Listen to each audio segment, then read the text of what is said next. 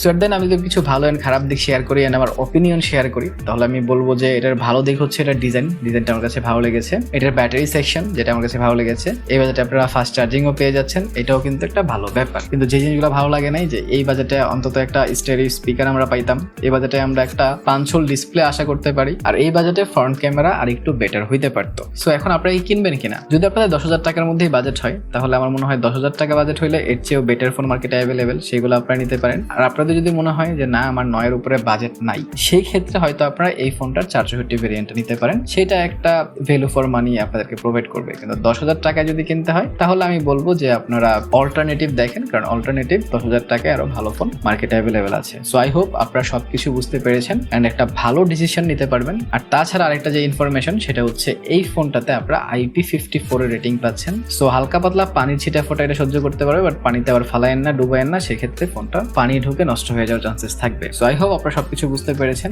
And আপনারা নিজেদের জন্য একটা ভালো ডিসিশন নিতে পেরেছেন। এইটা ছাড়াও যদি আপনাদের মনে হয় যে না ভাই আমার 10,000 টাকা বাজেট আছে, আমাকে অন্য একটা ফোনের কথা বলেন, তাহলে 10,499 টাকায় ইনফিনিক্স স্মার্ট 10 সেটার একটা ফুল রিভিউ আমি করে রাখছি। আর সেই ভিডিওটা দেখতে চাইলে এইখানে ক্লিক করতে পারেন। ভালো কিছু থাকেন, ভিডিওটা ভালো লাইক কমেন্ট শেয়ার সাবস্ক্রাইব করে দিয়েন। দেখা হবে পরের ভিডিওতে। টিল দেন, আল্লাহ হাফেজ।